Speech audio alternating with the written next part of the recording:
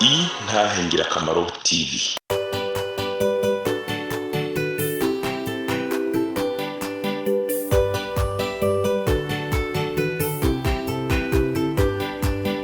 Umwami Yesu arindeze niwatanga amajambo, umunyabyaha ngo renguka wumve iby'ubugingo, atugirira ubuntu akatwiyegereza, amajambo meza cane yo kunera umunezero,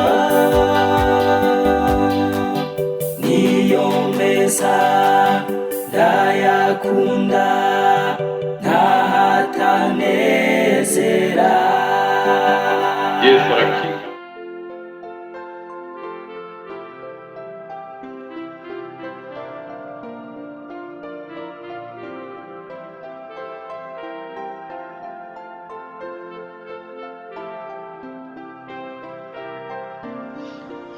Muraho neza yemwe, ndabaramukije abakunzi b'Intangirakamaro mu izina rya Kristo Yesu.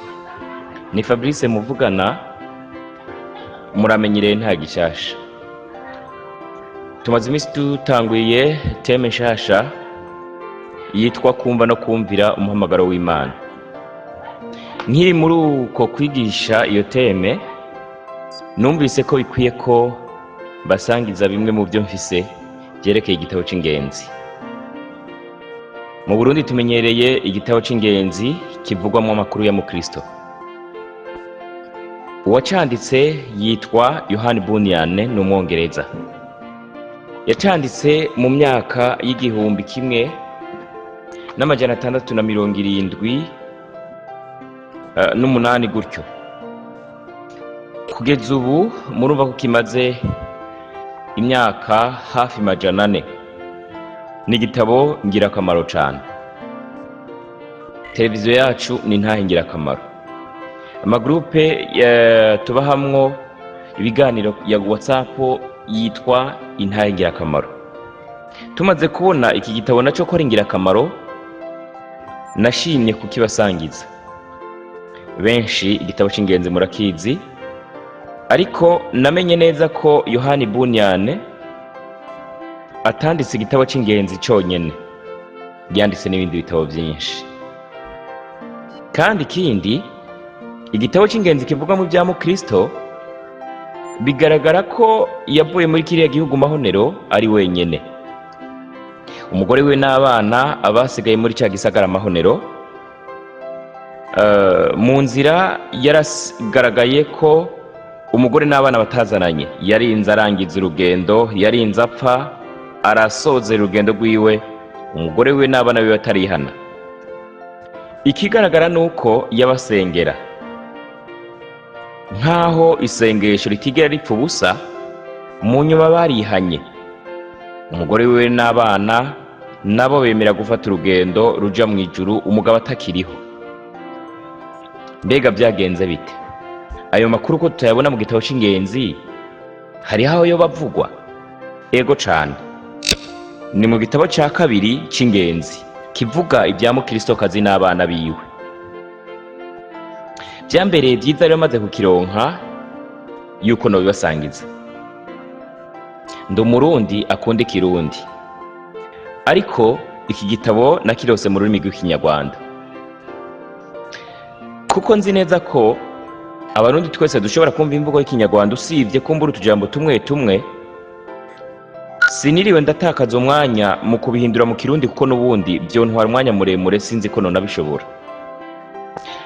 Nafashe ingingo ko nzobisoma mu Kinyarwanda, nk'uko ubundi ubiravye ubona ko Imana yatugize nk'abavukana. Ibisigaye bindi byose nibiva ku mugwanizi. Nzi neza ko ninabisoma mu Kinyarwanda Abarundi bose bazokumva byose, nubwo hari kamwe bogenda batumva. Nkuko nabo bishika bagasoma ibyacu kandi bakanezererwa no kumva imvugo zacu, nzi neza ko Abarundi nabo atangorane bazogira bumvise ndiko nsoma Ikinyarwanda. Abanzi barabizi ko Ikinyarwanda ataco nzi.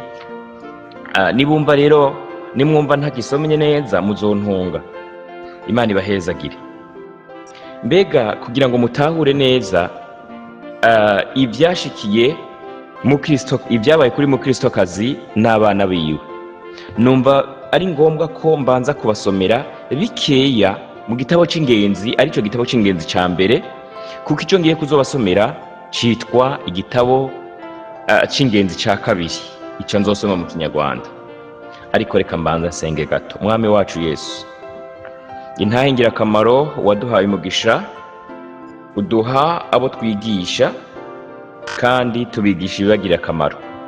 Kushimye ko mu byo tubigisha habamwo n'iki gitabo c'ingenzi kigira kabiri, urazobana natwe.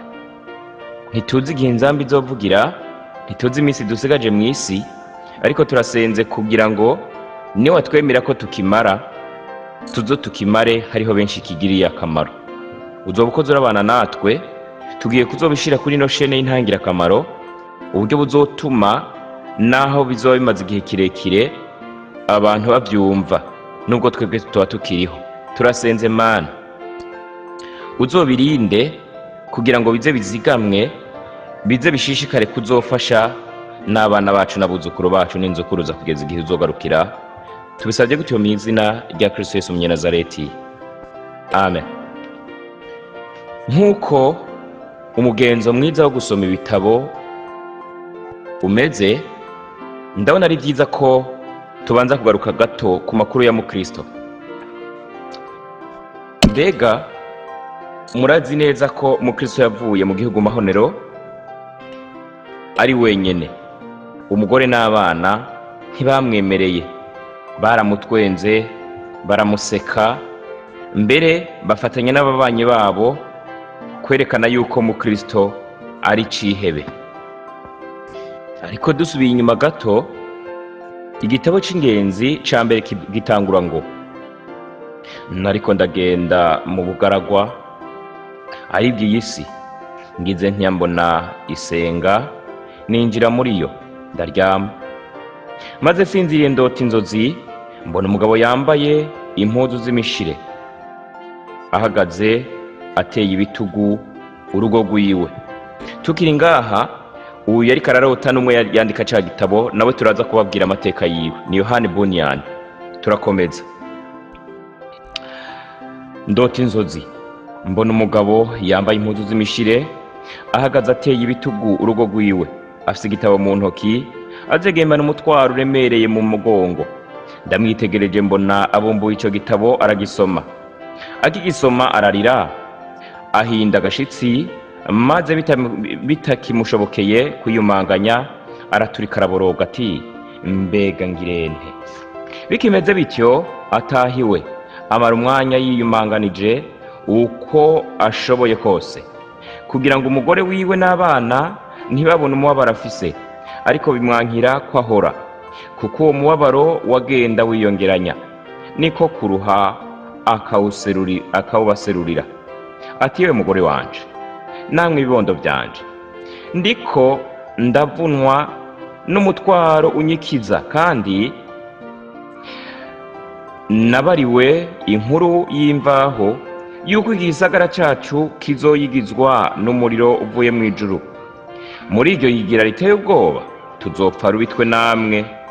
Shiti ubuhungiro ntarabona bwoboneka, tukabuhungiramwo tugakira.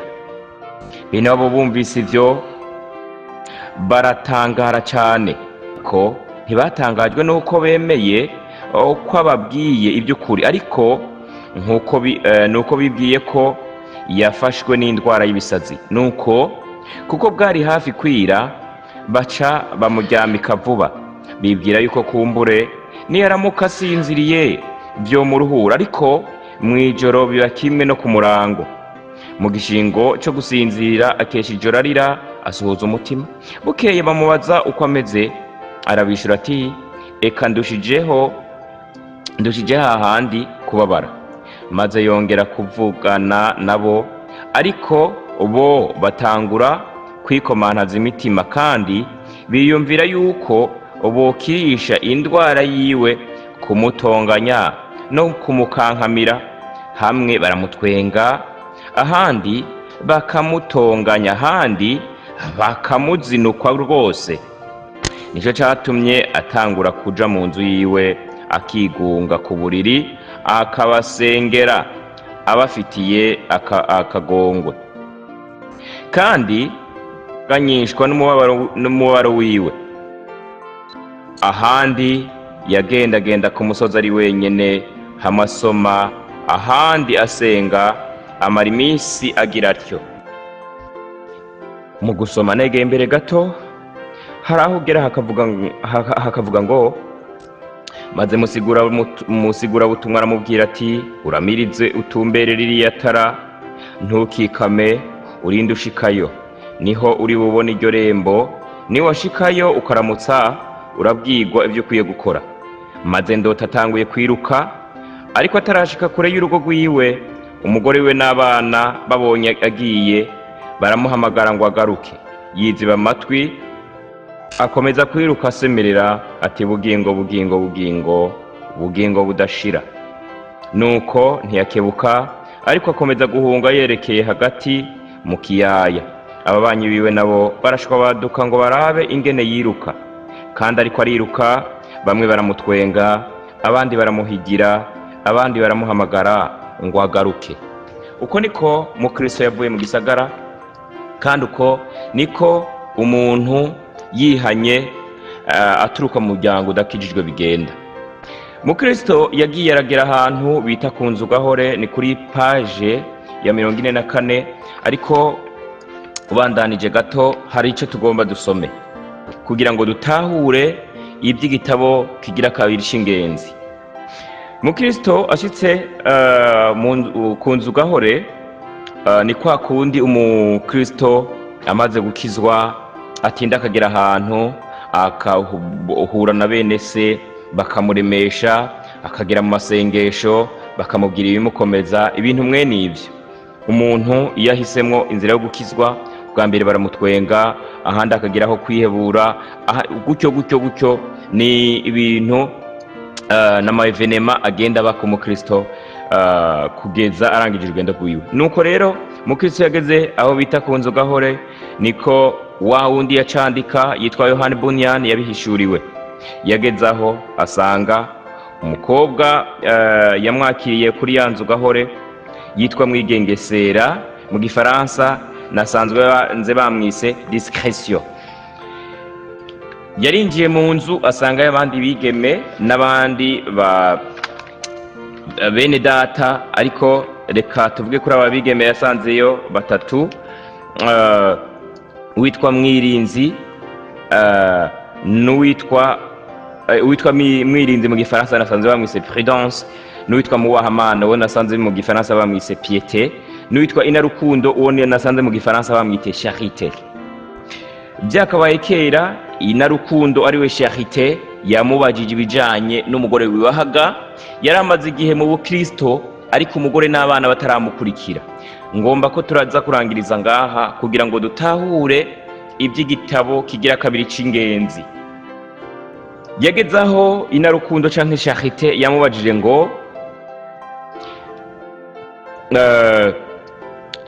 ngo hari umugore n'abana ufise? Mukristo aramwishura ati mfise umugore n'abana bato 4. Inarukundo ati mbega none kutabazanye? Mukristo araturikararira aramwishura ati nari nipfuje cyane kubazana, ariko nanje ntibanankundiye na gatoya konza muri uru rugendo. Inarukundo ati ariko wari ukwiye kubinginga ukabamenyesha ibyago bizoba kubahasigaye. Mukristo ati narabibamenyesheje, kandi nababwiye ingene igisagara cacu kizoranduka nk'uko Imana yabinyeretse, ariko nabamereye nk'uwizagira ntibanyumvira. Inarukundo ati mbega warabasengeye ngo Imana ihe umugisha inama wabagiriye? Mukristo ati egome cyane, narabasengeye sinavyingingirwa kuko nari nsanzwe mbakunda. Inarukundo ati none warababwiye icaguteye umubabaro n'ubwoba bwo kuzoranduka? Kandi ngira nguko kuranduka kwaraguhishukiye mukristo ategome nama ndabibabwira mu kanya kose, kandi ubwoba nari mfise n'amosozi byagenda byerekana uko meze, abo no guhinda agashitsi kubwo gutinya ubugi bw'inkota ituragiye. Ariko ibyo byose ntivyabemeje ngo tuzanane. Inarukundo ati ntacyo bavuze cabateye kutaza. Mukristo ati umugore wanje yatinye guta iby'iyi si, abana nabo bakunze ibinezereza by'ubufu by'abana nyene. Izo nyandurukobo n'izindi nkabaye nizo zatumye bampeba nkaza jenyene. Inarukundo ati nta ngeso zawe zagiye zonona ibyiza byose wababwiye byo kubaresha ngo muzanane. Mukristo ati sinigera nshima ingeso zanje, kuko nzi ko zirimo ibibi byinshi, kandi nzi yuko ibyo umuntu akobereza ngo yigishe abandi mu majambo avuga bishobora kononwa vuba n'ingeso ziwe. Mugabo icyo nzi nuko nahora nirinda cyane ngo sinkore ibitabereye, kugira ngo boye kuronka urwitwazo rwo kwanka kuza muri uru rugendo. Yamara rero ibyo nyene nakora byabateye kumbarira ko nkabye, kandi ko nibujije ikintu batabonamwo ikibi na kimwe. Ariko ibyo byose nabikora ku bwabo, kandi ngira ngo ibyo bambonanye byababujije nuko nashishikara kwirinda ngo sincumure ku Mana canke ngo ngirire mugenzanje nabi.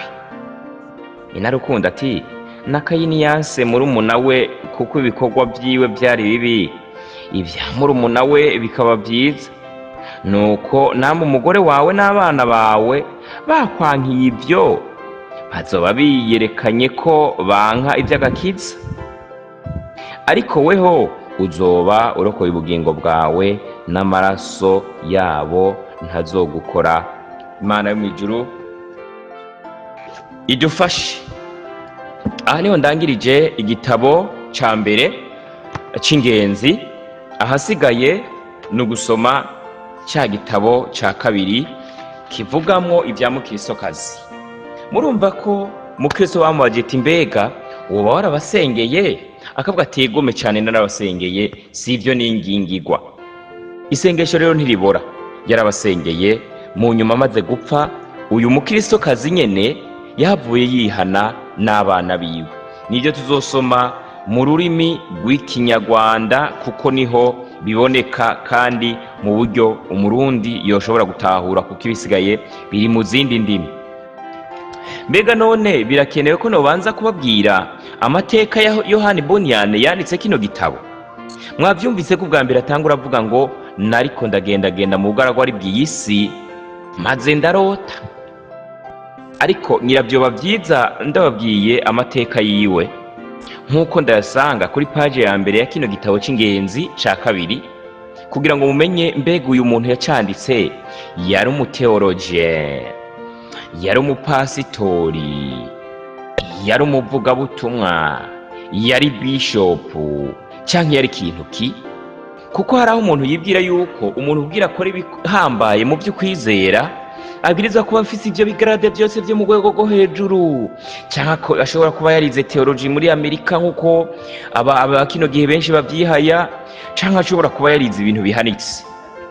Reka kubw'iyo mpamvu mbanze mbasangize iby'ubuzima bw'umwanditsi wa kino gitabo. Umwanditsi wa kino gitabo ntiyitwa mukristo, ahubwo mukristo ni ikigereranyo cy'umuntu wese yihanye. Ariko wacanditse we yari umuntu w'umukristo nkanje nawe, yarose, yagize inzozi, nuko arazandika. Umwanditsi twagiye ubuzima bw'umwanditsi w'iki gitabo. Aha twatanguye ikinyarwandaga, uko muza kumva ntagisomye neza muranyihanganira. Umwanditsi w'igitabo cy'umugenzi igice cya kabiri ni nawe mwanditsi w'umugenzi igice cya mbere. Aha rero ingenzi mu kinyarwanda banyita umugenzi. Nuko havuga ugira ati none umugenzi kujya mu Burundi twita umugenzi, mu kinyarwanda bamwita gute? Ngira kenshi ngo bakunda kumwita inshuti, ntumbaze ntabyo menyereye. Dore rero ubuzima bwe nk'uko buvugwa muri icyo gice cya mbere. Yitwaga John Bunyan. Yavukiye mu Bwongereza mu mwaka w'igihumbi kimwe n'amajana 628 en 1628. Se yari umucuzi kandi nawe yize uwo mwuga. Yize imyaka mike gusa mu ishuri ry'abana, yiga gusoma no kwandika gusa. Yari afite ubwenge bwinshi bwa kavukire, ariko nta buryo yabonye bwo kwiga byinshi. Nubwo yari azi kwandika, imyandikire ye iteka yarimo amakosa menshi. Akiri umusore, John Bunyan yakundaga gukora ibyaha cyane, ariko yabikoranaga umutima umurega, azi ko Imana izabimubaza. Umunsi umwe yumvise umuntu yigisha ku cyaha cyo kwica isabato. Yumva ijwi ry'Imana mu mutima we rimubaza riti, urahitamo iki? Kureka ibyaha byawe ukazajya mu muriro, kureka ibyaha byawe ukazajya mu ijuru, cyangwa kubikomeza ukazajya muri Gehinomu? Agira ubwoba bwinshi maze ariheba, yibwira ko atagishobora gukizwa. Bukeye ahura n'abagore 3 bakijijwe, baganiraga iby'Imana bahagaze ku irembo ry'urugo. Atangazwa n'amahoro yabo n'ubuhamya bwabo bwo kubabarirwa ibyaha no gukizwa n'Umwami Yesu. Amenya ko abagore babonye Yesu koko. Icyakora ntiyakizwa uwo mwanya. Yongera guhura na Apoloni na Bwihebe ibihe byinshi, ndetse hari ubwo yari hafi kumera nka wa mugabo wo mu kazitiro wo kwa Musobanuzi. Ariko bitinze agera ku musaraba, umutwaro umuva ku mugongo, arakizwa. Ibi turabisanga mu gitabo ca mbere, ukuntu yakijijwe mu Kristo. Atangira kuvuga ubutumwa hose, Imana iramukoresha. Ubu niho John Bunyan turiko turavuga.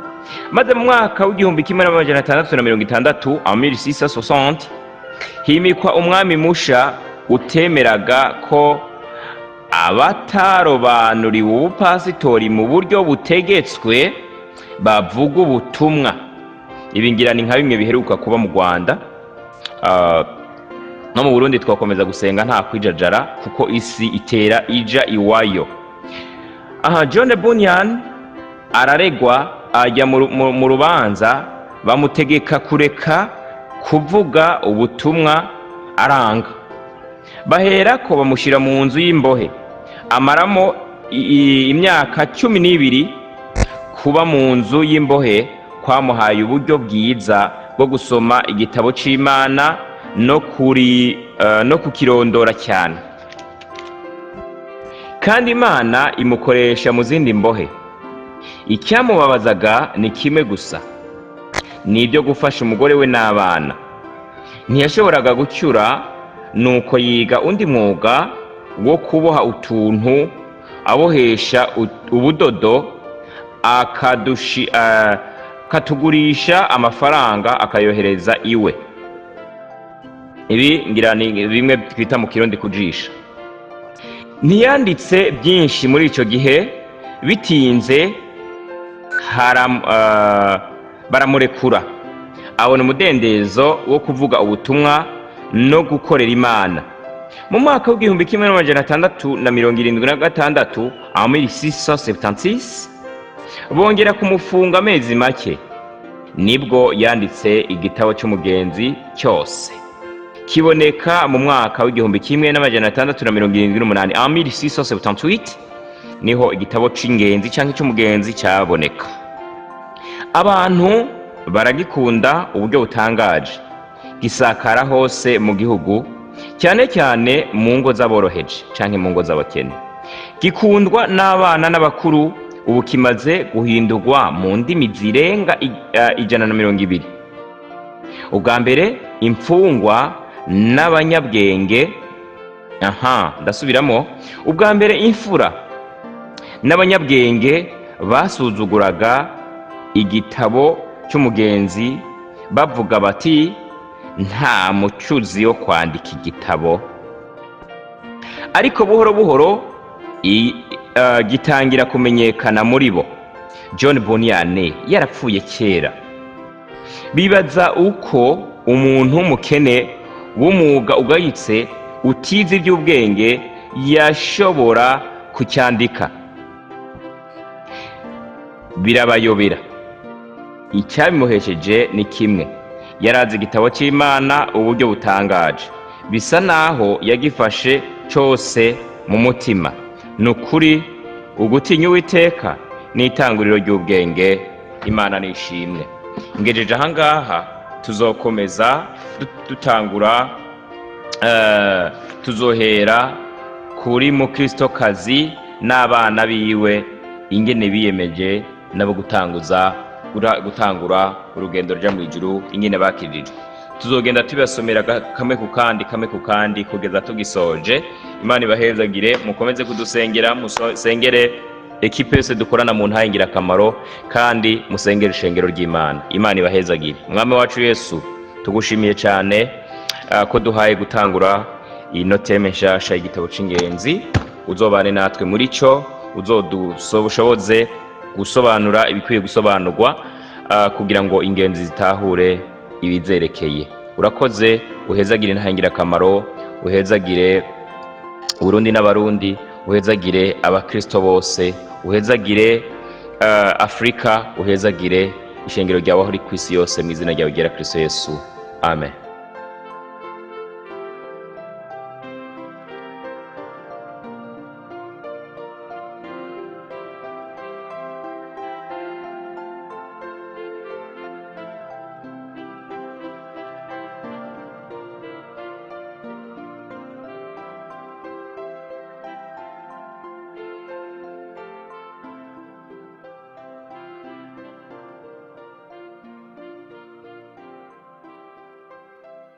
ukaba nawe ufise intahe bifuza gutanga cyangwa izindi nyigisho, cyangwa ugomba kuduhuza n'ubifise, twandikire kuri ino nimero ya WhatsApp 68 884 981 68 804 981, canke 68 42 14 47 68 42 14 47. kaze twiteze intahe zivuye muri mwebwe kugira natwe tuzisangiza abandi. izina rya Yesu rirusheho guhabwa icubahiro. kaze, Imana ibahezagire. niyo meza ndayakunda ntahatanezera.